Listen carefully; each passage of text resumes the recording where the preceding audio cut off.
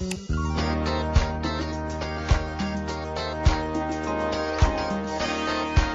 and gentlemen, here's your host, Tanner Cappellini. Hi everyone, my name is Tanner Cappellini. Welcome to the first episode of Cappellini Conversations. Yes, it's Italian. Yes, it's named after a pasta.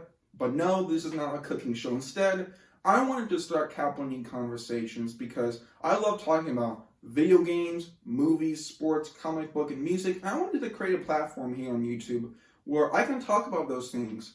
You know, I can create a cool platform and we can have discussions about it, share our thoughts and opinions, really grow a nice community here. So welcome to the first installment here on February 2nd, 2022. A lot of twos in there. But let's go into the news of video games. Now, we had some big news. Sony, known for making the PlayStation, and they're a pretty big tech company, they bought Bungie. Yes, you heard that right, Bungie. Not Bungie cords, even though a bunch of Sony employees buying Bungie cords would be pretty funny front page news. No, Bungie is a game developer, and they bought them for about $3.6 billion. So in the grand scheme of these monopolies, not too much, but I think this is very intriguing for a couple of reasons. First of all, for the past 10 or so years, the gaming sphere has been Microsoft, known for making games like Halo, versus Sony, known for making games like Crash Bandicoot and Uncharted, versus Nintendo, known for making games like Mario and Legend of Zelda. That's kind of how it's been for the past 10 years, and it's been kind of this back and forth. One company does great, then another one does well, and Microsoft bought Minecraft a couple years ago, and I think Sony buying Bungie really gives Sony this great leverage in this kind of company monopoly world. There's so many monopolies, like that's such a common term. I'm surprised we haven't had a Monopoly movie like starring Mr. Monopoly. Casting DeVito on him, Hollywood, please make that happen. But going back to this, this gives Sony a really great leg up, if you will, in this whole video game competition. Another reason it's really exciting is what does Sony do with Bungie, right? They make games, they develop them, and one thing Bungie's really known for is Destiny. Destiny is a space shooter game. First one came out in 2014, a lot of hype around it, and it kind of crashed. It didn't really do too well. A lot of people were very disappointed. And then the second game came out in 2017. People were just like, this is terrible. But Bungie slowly has kind of improved it to a good stance from what I've heard from people who are fans of the games. And I think Sony could have kind of a jackpot here on their hands. I don't have a PS5, really for one or two reasons. First of all, they were really hard to find. I think you could find better video game movies out there than a PS5. But second reason is that there's no title on it that has really excited me. There's been some nice ones, but I think if Sony were to make Destiny 3, a third installment would be great. Hopefully Destiny gets a third game and they don't get the Half-Life treatment. But I would really like to see Destiny 3 kind of emerge on the PS5. And a lot of the popular games, in the past have been guys in small spacesuits like Among Us and Fall Guys. And yes, Destiny is about a guy in a spacesuit, but this could be a big title. This could really kind of be the big game of this, 2020 decade. I really believe that. And I think if Sony plays their cards right, they could come out on top. But video games kind of come and go, but Batman has stayed forever. Moving on to movies. The Batman comes out March 4th, and I am so excited for this. The movie promises to be very dark and gritty, which is very unique to the Batman franchise. We have totally not seen that before, but in all seriousness, I'm very excited for the mystery edge this one has.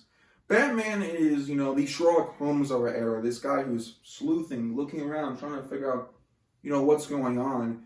And I'm really excited to see, this new one. Paul Dano is playing the Riddler. And man, look at these posters. They look great. I love the way they look, just the details, the kind of color scheme.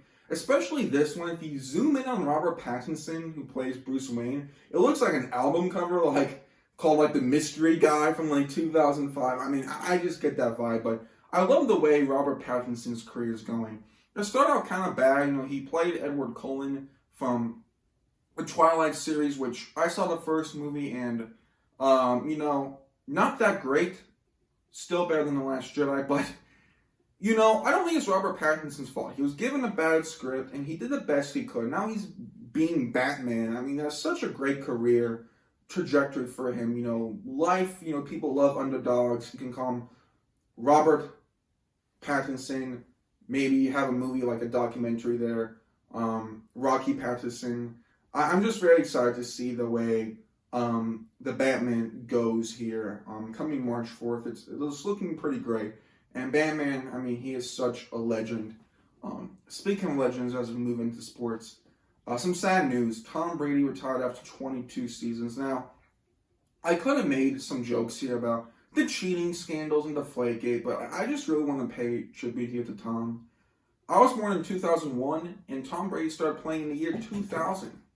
Meaning, for my whole life, Tom Brady's been playing football, and it's just crazy to think that now he's not. There's so many iconic moments for Tom. The throws, the audibles he made. One of the best sports player, and he goes up there with the other greats. Looking at some of the best moments in the Super Bowl, you had him beating the Seahawks in my opinion, one of the great Super Bowls of all time. You had the 20-3 comeback against the Falcons. You had him going to Tampa Bay, beating the Chiefs. Just an incredible career, for Tom Brady. Speaking of the Super Bowl, we have our Super Bowl. The Los Angeles Rams versus the Cincinnati Bengals. I love this matchup. It is so enticing and exciting to see these two teams. A very unique matchup. People have said this is like if you played Madden and got a random Super Bowl. But I don't know. I think that's giving Madden too much credit. But it's just great to have Joe Burrow versus Matt Stafford in this Super Bowl, the two underdogs. I'm very excited for both of these teams. I really don't have a team I want to win, as long as we have a good game. And I think that is highly possible with all the talent that we have. Speaking of talent, that exists in the music industry. And there's some news that broke that I was just like, oh my gosh. And that is Machine Gun Kelly. He's a musical artist. He tattooed the name of his next album. Like, he tattooed it on himself. But then he's like, nah, I want to change my name of the album. But he already has a tattoo. And I was going to come in here and roast Machine Gun Kelly. But the more I think about it, I really like just this marketing genius of him. He's like, this albums are such a big deal nowadays. You had Kanye West whole deal. You had Drake's emoji cover album. You really have to stand out in the grand scheme of things. And I think kind of doing this as a social media publicity stunt is actually a really great move. And just social media is so wacky that the way people can use it to just share news is really interesting. It's just insane. What's next? Are musical artists going to be naming their kids the name of their albums? It still would be a better name than when Elon Musk named his kid, but it's just kind of cool to see that. Also, in the musical segment of this show, I do want to just have a song suggestion. So I'm recommending Ocean Breeze by the band The Services. Very relaxing song if you want to just kind of chill out and enjoy. Speaking of relaxing, comic books, right? Very relaxing books. I feel like reading is somewhat of a lost art. And there's some great news here, right? I saw this and it made me smile, which is, good to have. So, Dylan Helbig is a kid, and he wrote a book, didn't publish it, but wrote a book, and he put it in his library. The dude was just playing Tetris and just slid it in his shelf.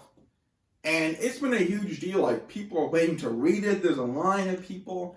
And it's just cool to see this kid just write this book. It's called The Adventure of Dylan Helbig's Christmas. And what I love is the way the kid put his name on the book. He said the author is Dylan himself.